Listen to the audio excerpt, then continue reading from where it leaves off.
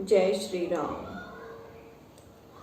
रामं कामारिसेव्यं भवभये हरणं कालमतेऽभसीहं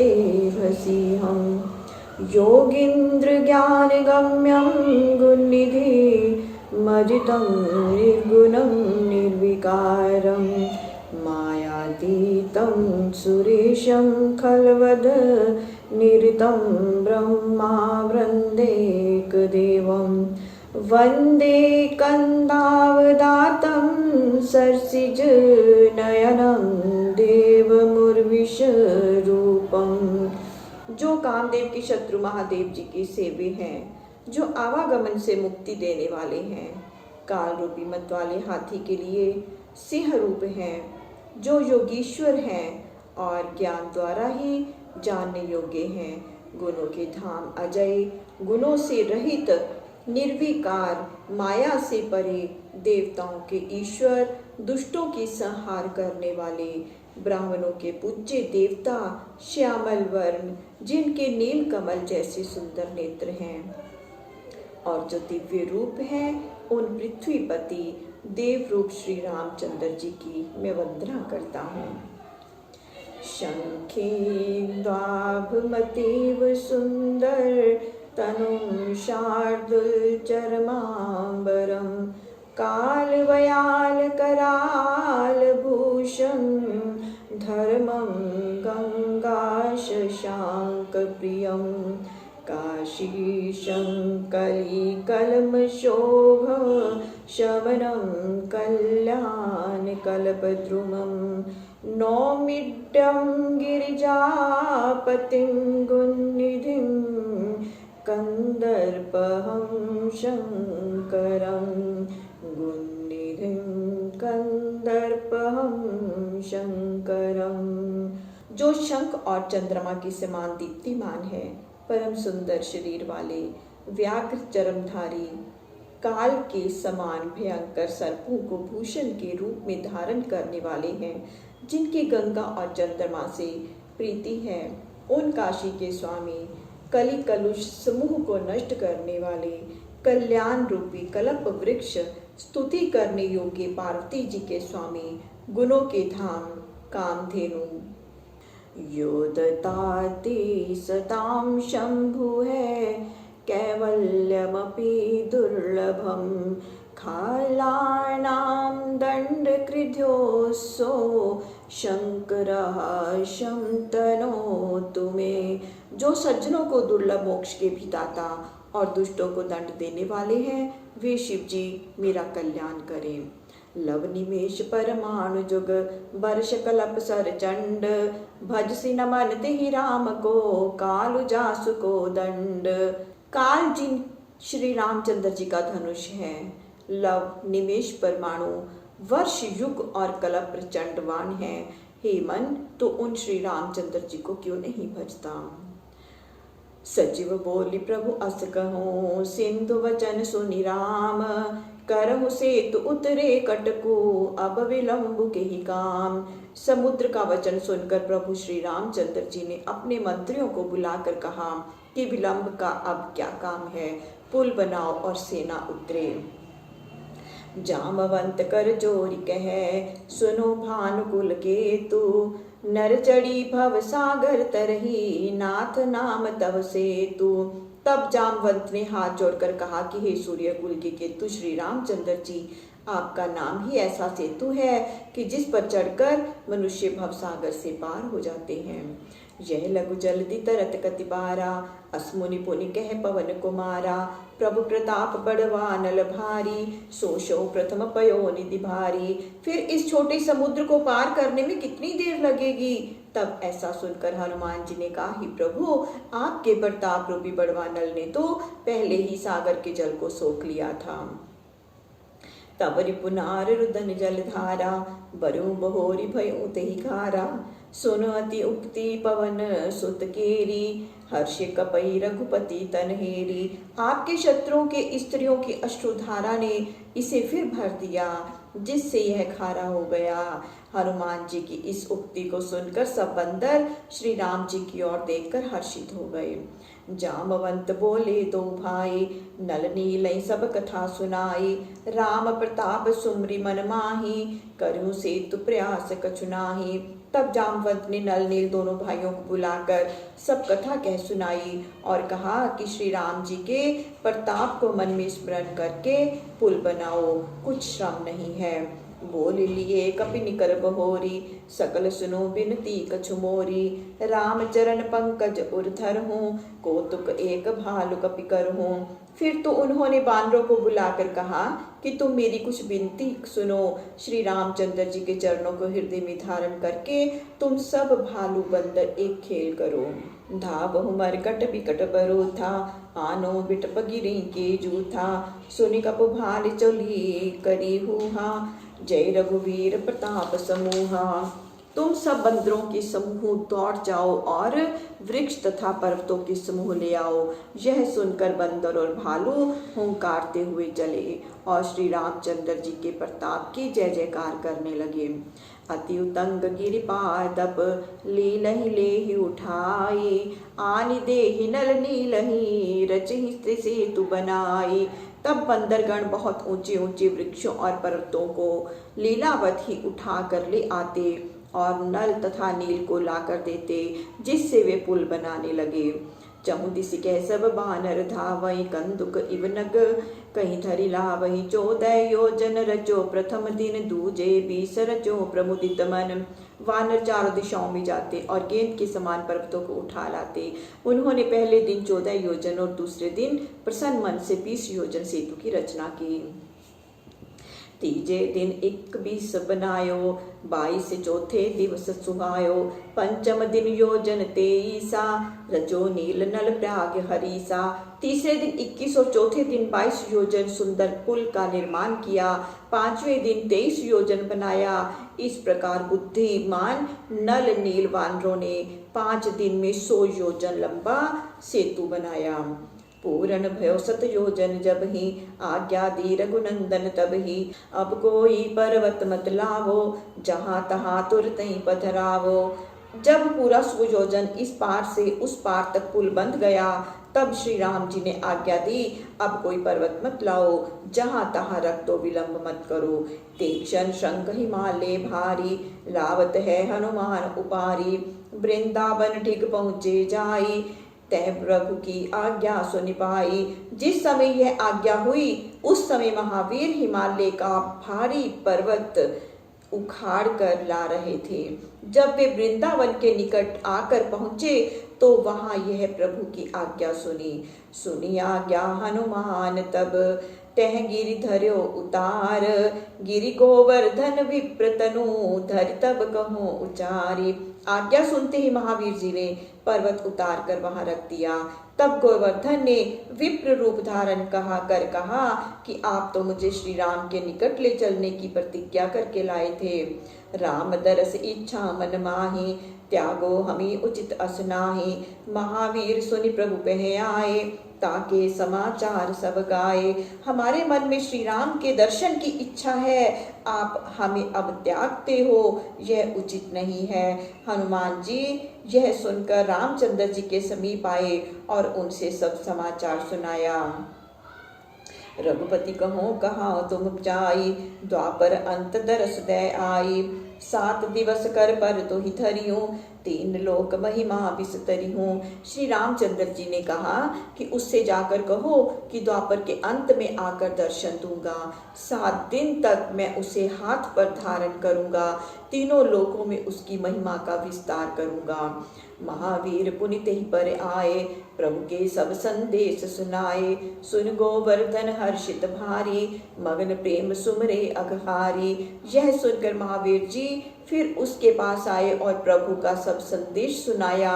यह सुनकर गोवर्धन परम प्रसन्न हुआ और प्रेम में मगन हो पापनाशक भगवान को स्मरण करने लगा। शैल विशाल आनि कपि देहि, कंदुक इव नल नील तिलेहि। देखी सेतु अति सुंदर रचना, भीषि कृपा निधि बोले बचना। कपिगण जो बड़े बड़े पर्वत ला कर देते, उसे नल नील गेंद के समान ले लेते थे।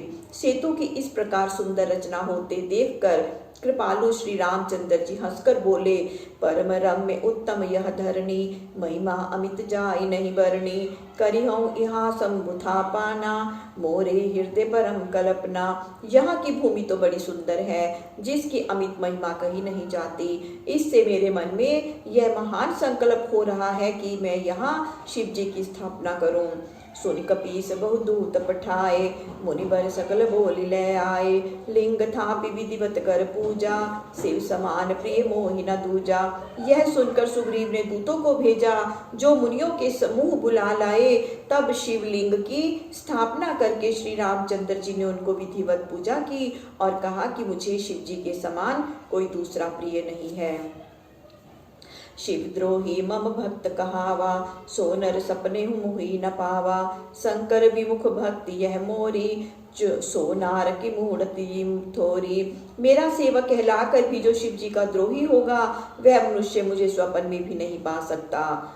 जो शंकर जी से विमुख रहकर मेरी भक्ति चाहेगा, वह नरकगामी मूर्ख थोड़ी बुद्धि का है। शंकर प्रिय मम द्रोही, शिव द्रोही मम दास, ते नर करई कलप भरी, घोर नरक महुबास। यदि कोई शिव जी का प्रेमी हो और मेरा शत्रु हो, अथवा शिव जी का शत्रु हो और मेरा दास बनना चाहे, तो वे मनुष्य कल्प पर्यंत नरक में वास करते हैं। जे रामेश्वर दर्शन करहि, ते तनु तज मम लोक सिधरहि, जो गंगा जल आन चढ़ावई, सो साजुय मुक्ति नर पावई। जो रामेश्वर जी का दर्शन करेगा, वह शरीर छोड़ने पर मेरे लोक को प्राप्त होगा, और जो यह गंगा जल लाकर चढ़ाएगा, वह मनुष्य साक्षात मुक्ति पाएगा। होय काम जो छल तजि से ही, भक्ति मोरिते ही शंकर देहि, मम कृत से तुझ दर्शन करहि, सो बिनु श्रम भव सागर तरहि। जो निष्काम भाव से सेवा करेगा, उसे शिव जी मेरी भक्ति प्रदान करेंगे। मेरे बनाए हुए इस पुल का जो दर्शन करेंगे, वे बिना परिश्रम ही भवसागर से पार हो जाएंगे। राम वचन सबके जिय भाए, मुनिवर निज निज आश्रम आए, गिरजा रघुपति के यह रीति, संतत करई प्रणत पर प्रीति। श्री रामचंद्र जी का यह वचन सबके मन को अच्छा लगा और सब मुनि लोग अपने अपने आश्रम को चले गए। हे पार्वती, श्री राम जी की यह रीति है कि वे अपने भक्त पर प्रगाढ़ प्रेम करते हैं। बांधा सेतु नील नल नागर, राम कृपा जसु भयो उजागर, बूढ़ई आनहि बोरहि जेई, भय उपल बोहित समतेई। इस प्रकार बुद्धिमान नल और नील ने सेतु की रचना की। श्री राम जी की कृपा से उनका यश उज्जवल हुआ। जो डूबते और दूसरों को भी डुबो देते हैं, वे ही पत्थर नौका के समान हो गए। महिमा यह ना जलधि कई बरनी, पाहन गुण न कपई कई करनी। यह मैं समुद्र की महिमा नहीं वर्णन करता हूँ, और ना तो पत्थरों और ना बंदरों का इसमें कुछ कर्तव्य है। श्री रघुवीर प्रताप ते, सिंधु तरे पाषाण, ते मति मंद जे राम तजी, भजई जाय प्रभु आन। श्री रामचंद्र जी के प्रताप से पत्थर समुद्र में तैरने लगे। वे मूर्ख हैं जो श्री राम जी को त्याग कर अन्य स्वामियों को जाकर भजते हैं। बांधी से तो अति सुदृढ़ बनावा, देखी कृपा निधि के मन भावा, चली सेन कछु बरनी न जाई, गरजई मरकट भट समुदायी। सेतु बांधकर उसे दृढ़ बना दिया कि जो देखकर श्री राम जी के मन को अच्छा लगा, उस पर ऐसी सेना चली कि जो बखान नहीं जाती।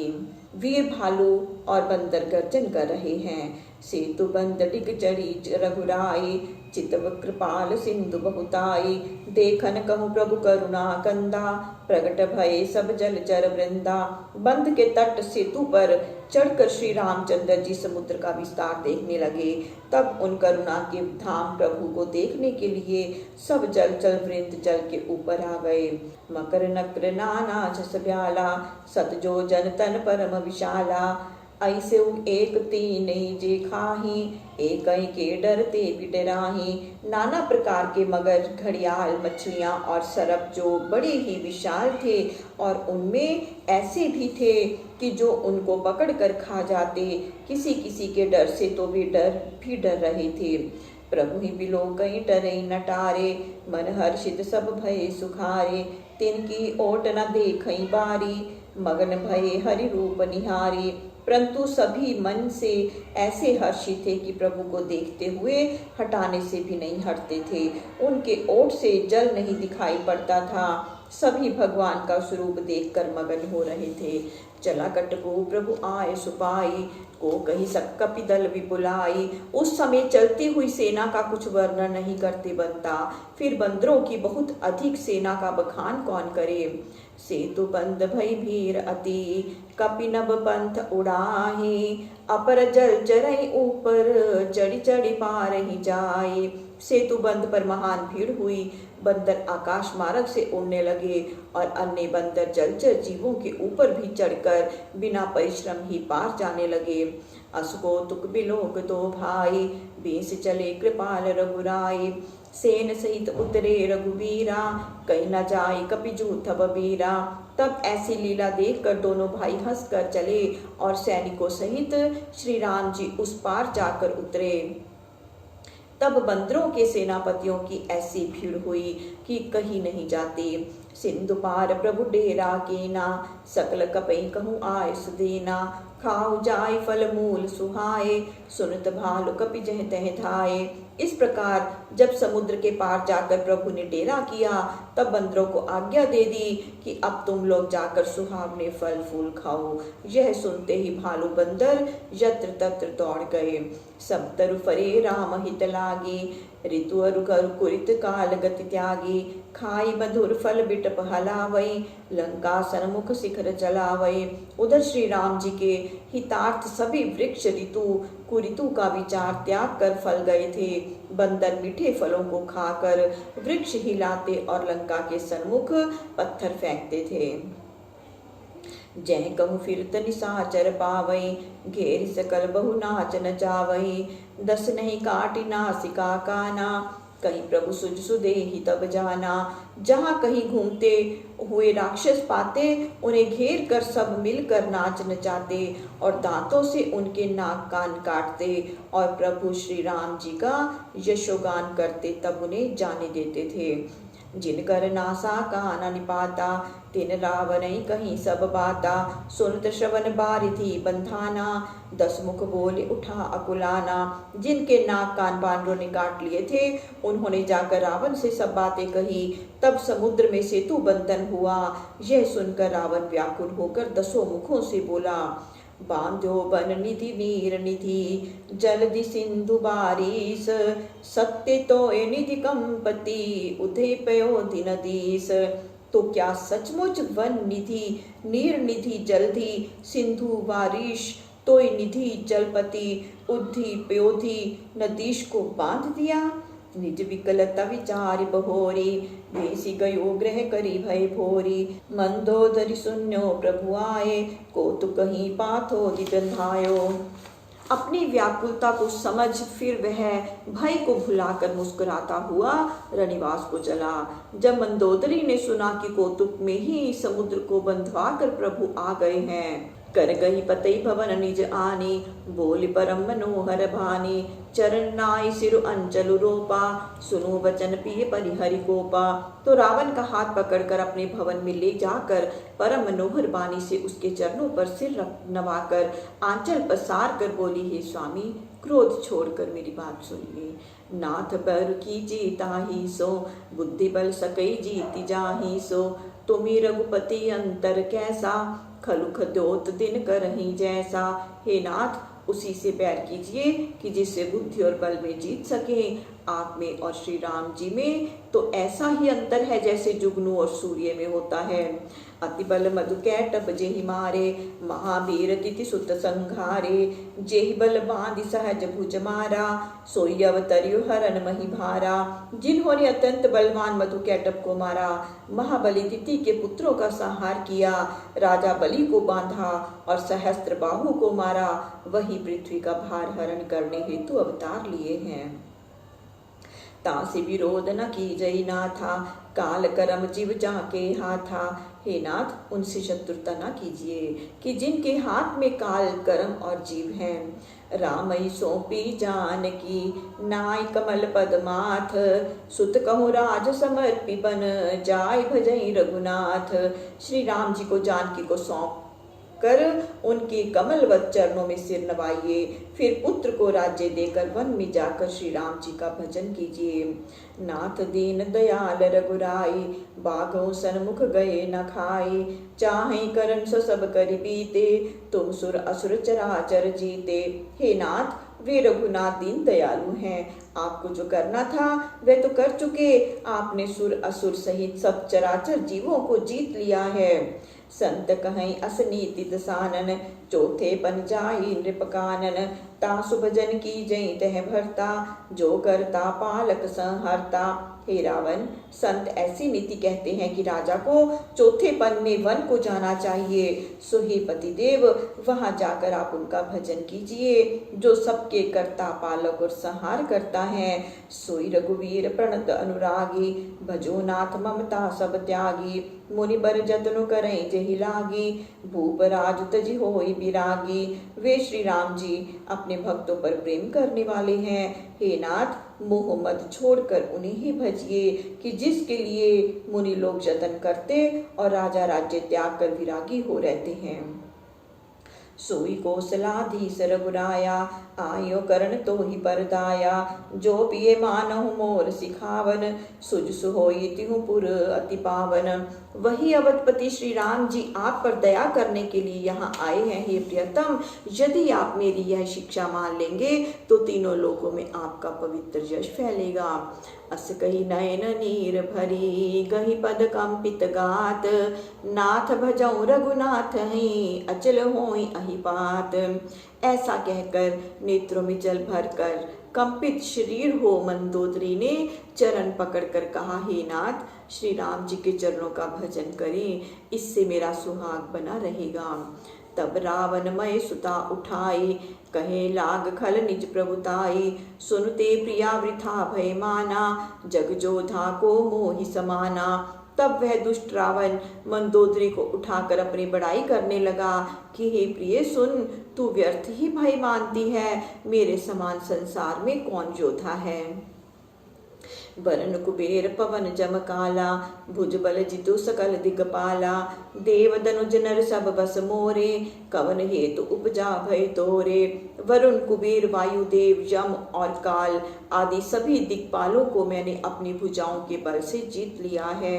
राक्षस और मनुष्य सभी मेरे वश में हैं। फिर तेरे हृदय में भय क्यों उत्पन्न हुआ है। नाना विद्ते ही कैसी बुझाई, सभा बहोरी बैठ सो जाई, मंदोदरी हृदय अस जाना, काल बस से उपजा अभिमाना। रावण ने उसे अनेक प्रकार से कहकर समझाया और फिर सभा में जा बैठा। तब मंदोदरी ने मन में ऐसा जाना कि इन्हें काल के वश अभिमान उत्पन्न हो गया है। सभा आई मंत्र हित ही बूझा, करब कवन विधि पूज से जूझा, कहीं सचिव सुन निश्चर नाहा, बार बार प्रभु पूछऊं कहा। तब सभा में जाकर रावण ने मंत्रियों से पूछा कि किस प्रकार शत्रु से युद्ध किया जाए। तब मंत्रियों ने कहा, हे राक्षस राज सुनिए, हे प्रभु बारंबार क्या पूछते हैं। कहूँ कवन भय करें विचारा, नर कपि भालू आहार हमारा। कहिए किस भय से विचार करें, मनुष्य बंदर और भालू ही तो हमारे आहार हैं। सबके वचन श्रवण सुने, कह प्रहस्त कर जोरी, नीति विरोध न करें प्रभु, मंत्र ही मति अति थोरी। तब सबकी बातें अपने कान से सुनकर प्रहस्त ने हाथ जोड़कर कहा कि हे प्रभु, नीति का विरोध न कीजिए, आपके मंत्रियों की बुद्धि बहुत थोड़ी है। कहीं सचिव सठ ठकुर सोहाती, नाथ न पूर आव एहि भांति, वारिधि नाधि एक कपि आवा, तासु चरित मन महु सब गावा। क्योंकि ये सब मंत्रीगण मुंह देखी बात करते हैं, हे नाथ, इस प्रकार की बातों से पूरा नहीं पड़ेगा। समुद्र लांघ कर एक बंदर आया था, जिसको देखकर सब मन ही मन प्रशंसा करते हैं। क्षुधा न रही तुम ही तब काहू, जारत नगर कस न तरी खाहू, सुनत नीक आगे दुख पावा, सजीवन असमत प्रभु सुनावा। जब उसने नगर जलाया तब तुम सब उसे पकड़कर खा क्यों नहीं गए? क्या उस समय किसी को भूख नहीं थी? मंत्रियों ने जो यह सम्मति प्रभु को सुनाई है तो वह सुनने में अच्छी है पर आगे दुखदायक है। जेई बारी सबंधायो हेला, उतरे सेन समेत सुबेला, शोभन मनुज खाब हम भाई, वचन कहीं सब गाल फुलाई। जो खेल खेल में समुद्र में पुल बंधवाकर बंदरों की सेना सहित उतरकर सुबेल पर्वत आ गए। हे भाई, क्या वे मनुष्य हैं कि जिनको हम लोग खाएंगे? यह बातें सब गाल फुला फुला कर रही हैं। तात वचन मम सुनु अति आदर, जानी मन गुनु मोहि करि कादर। प्रिय बानी जे सुनी जे कहीं, ऐसे नर निकाय जगहीं। हे तात, मेरी यह बानी अत्यंत आदर सहित सुनिए और मन में मुझे कायर न जानिएगा। प्रिय बात कहने और सुनने वाले मनुष्य संसार में बहुत होते हैं। वचन परम हित सुनत कठोरे, सुनी जे कहीं ते नर प्रभु थोरे। प्रथम बसीठ पठो सुन नीति, सीता देई करूं पुन प्रीति। हे प्रभु, परम हितकारी बात जो सुनने में कड़ी हो, ऐसे कहने और सुनने वाले थोड़े ही होते हैं। यह नीति है कि पहले दूत भेजिए, फिर सीता को देकर उनसे प्रेम कीजिए।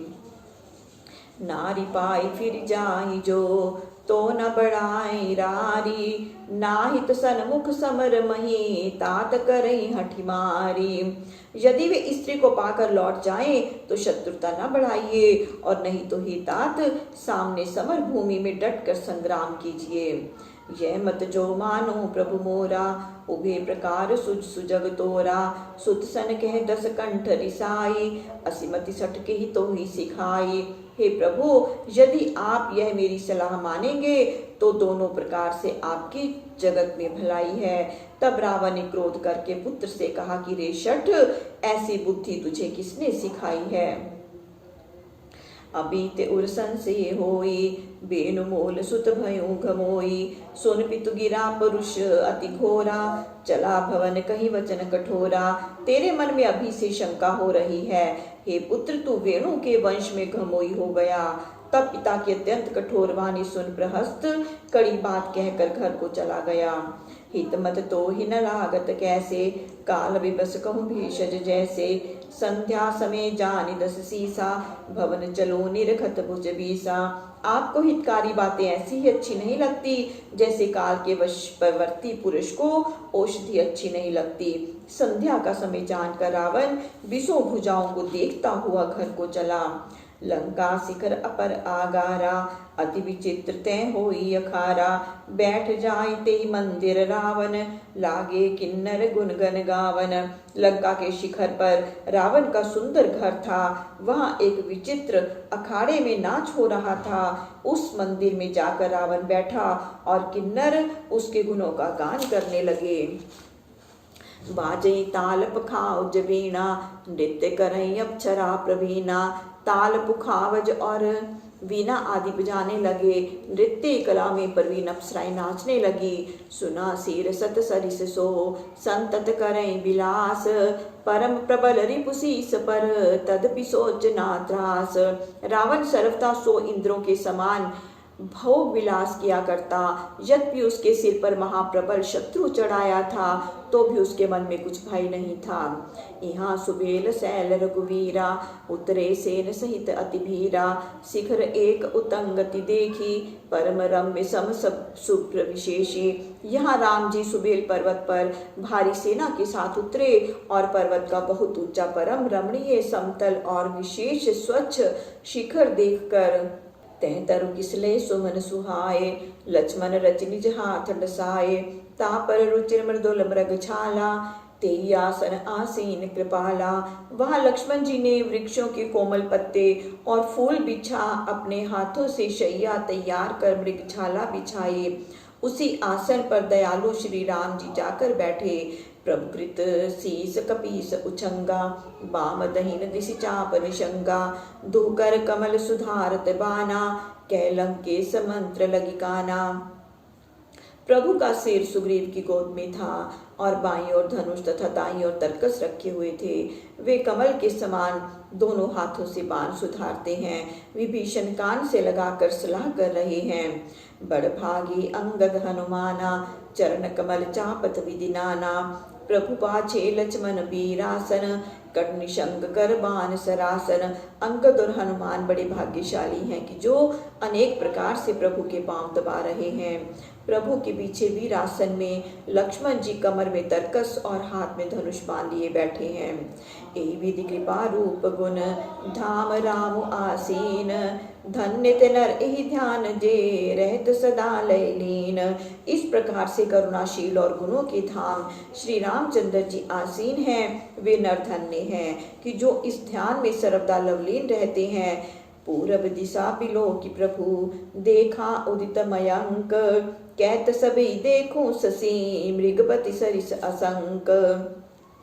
पूरब दिशा की ओर देखकर प्रभु ने चंद्रमा को उदय हुए देखा। तब उन्होंने सबसे कहा कि मृगपति अर्थात सिंह के समान निशंक चंद्रमा को आप लोग देखें। पूरब दिशि गुरु गुहा निवासी, परम प्रताप तेज बल राशि। मत नाग तम कुंभ बितारी, शशि के सरी गगन बनचारी। पूरब दिशा रूपी पहाड़ की गुफा में वास करने वाला चंद्रमा रूपी सिंह बड़ा प्रतापी, बल और तेज की राशि है, जो अंधकार रूपी मत हस्ती के गंड स्थल को विदीर्ण कर आकाश रूपी वन में विचरण करता है।